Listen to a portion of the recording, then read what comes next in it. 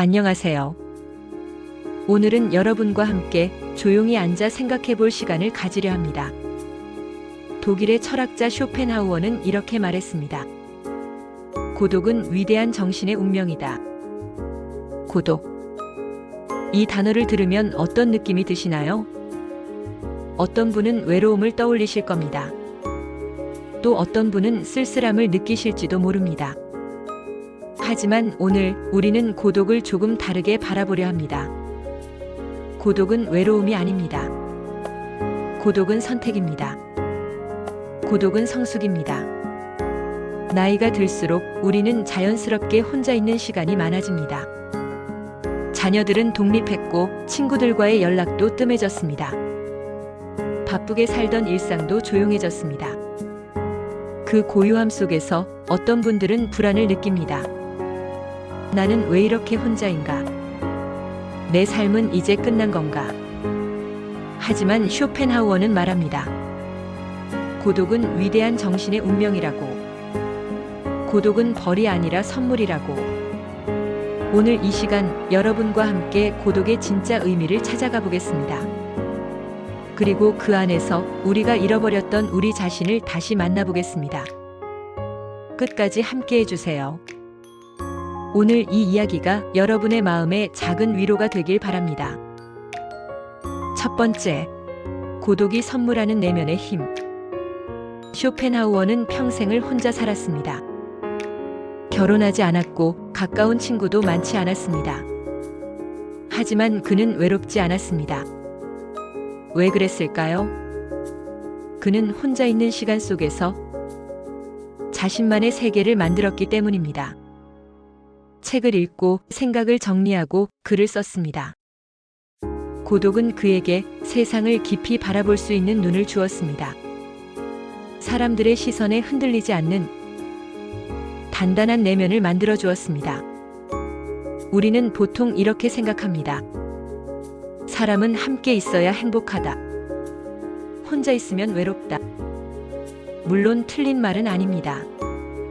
하지만 모든 순간을 누군가와 함께 할 수는 없습니다. 그리고 함께 있다고 해서 항상 행복한 것도 아닙니다. 오히려 혼자 있는 시간이 우리에게 더 큰 힘을 줄 때가 있습니다. 고독 속에서 우리는 생각합니다. 나는 누구인가? 나는 무엇을 원하는가? 나는 어떻게 살아왔는가? 이런 질문들은 시끄러운 일상 속에서는 떠오르지 않습니다. 사람들과 함께 있을 때는 우리는 늘 무언가에 반응하며 살아갑니다. 하지만 고독 속에서는 우리가 주인공이 됩니다. 아무도 우리를 평가하지 않고 아무도 우리를 재촉하지 않습니다. 그 고요함 속에서 우리는 비로소 우리 자신과 마주합니다. 그리고 그 만남은 때로 우리에게 가장 큰 선물이 됩니다.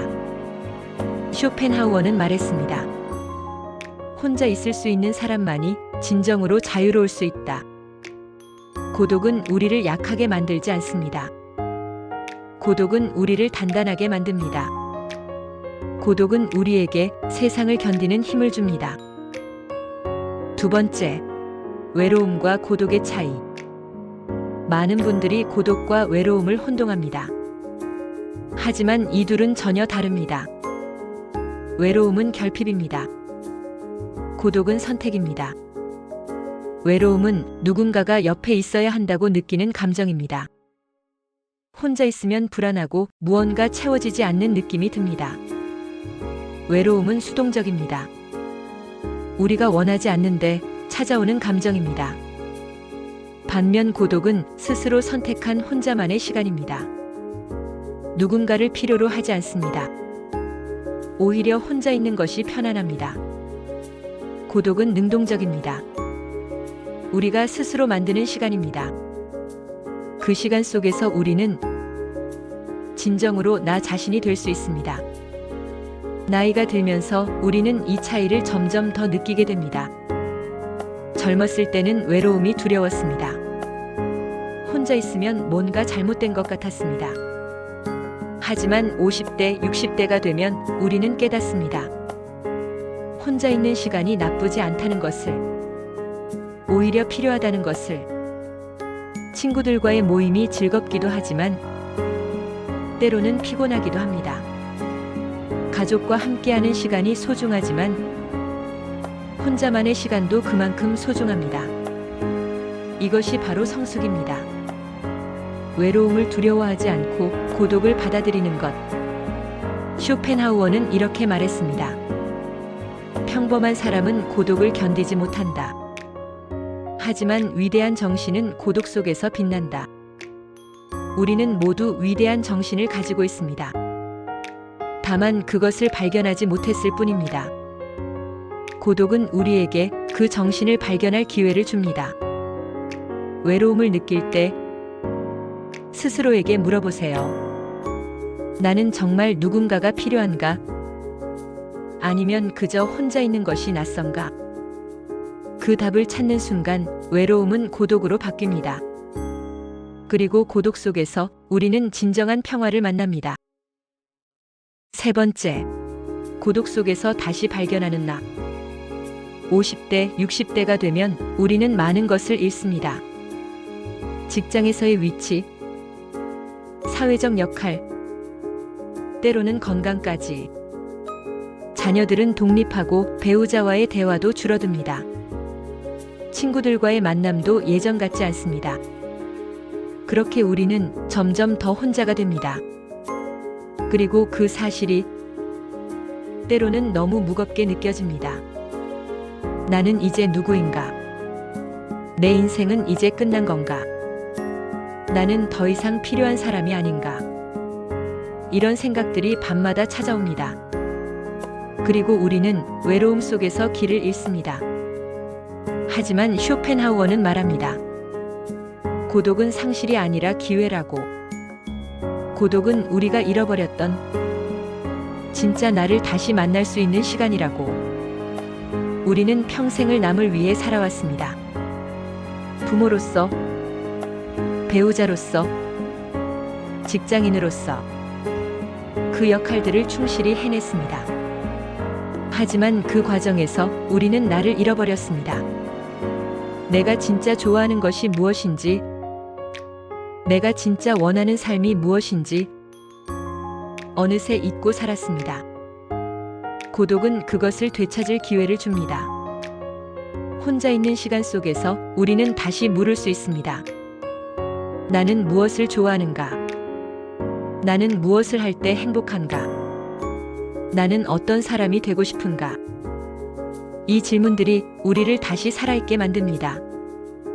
우리가 단지 누군가의 부모나 배우자가 아니라 하나의 온전한 인격체임을 기억하게 합니다. 어떤 분은 고독 속에서 오래전 포기했던 취미를 다시 시작합니다. 어떤 분은 글을 쓰기 시작합니다. 어떤 분은 그림을 그립니다. 중요한 것은 무엇을 하느냐가 아닙니다. 중요한 것은 그 시간 속에서 우리가 우리 자신과 연결된다는 것입니다. 쇼펜하우어는 이렇게 말했습니다. 우리는 혼자 태어나고 혼자 죽는다. 그러니 혼자 있는 법을 배워야 한다. 이 말이 슬프게 들릴 수도 있습니다. 하지만 사실은 그 반대입니다. 혼자 있는 법을 배우면 우리는 더 이상 누구에게도 의존하지 않습니다. 우리는 스스로 완전해집니다. 누군가가 옆에 있어도 좋고 없어도 괜찮습니다.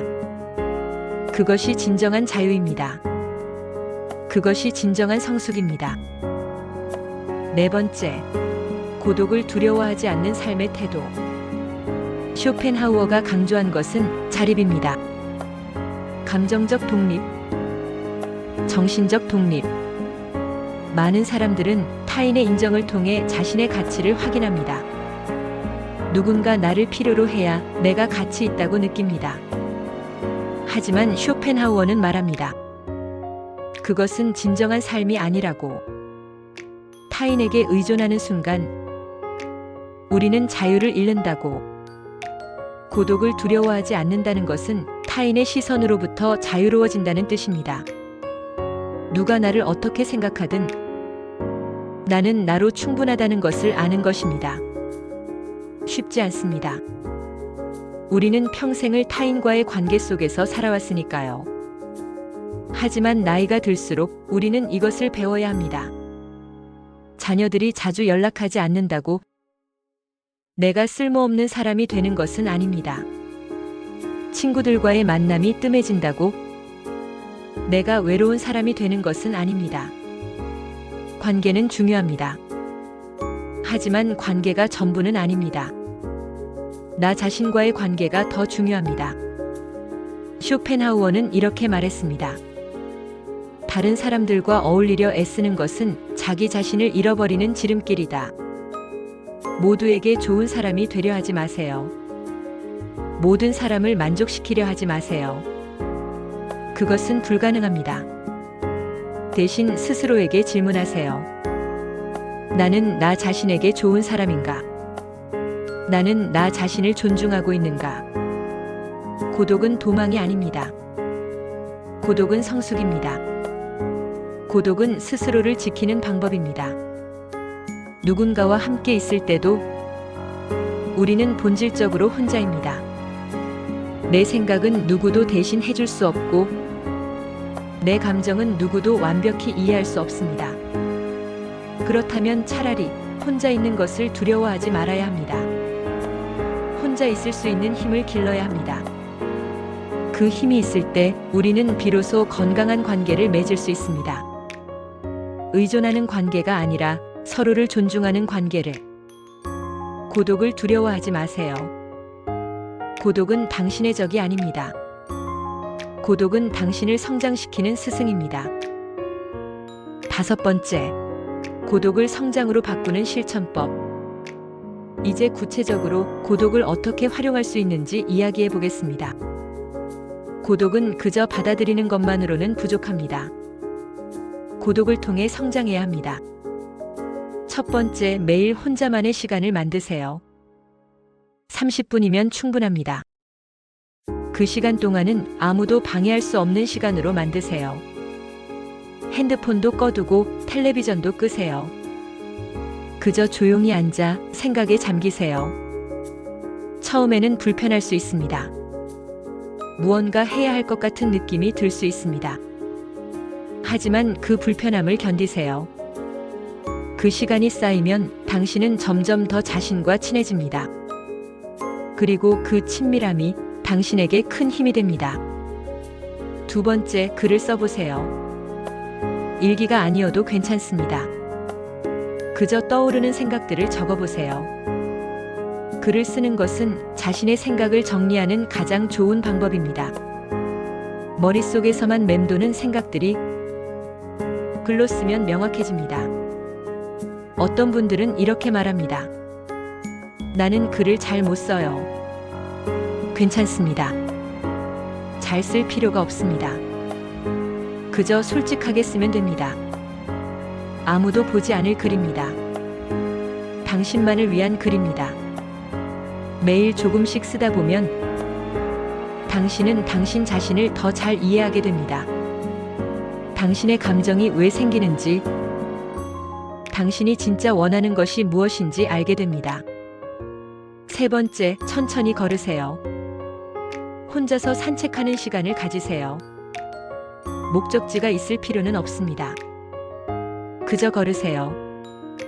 주변을 바라보세요. 나무를, 하늘을, 바람을 느끼세요. 걷는 동안 우리의 머리는 맑아집니다. 생각이 정리됩니다. 복잡했던 감정들이 가라앉습니다. 많은 철학자들이 걸으며 사색했습니다. 쇼펜하우어도 매일 산책했습니다.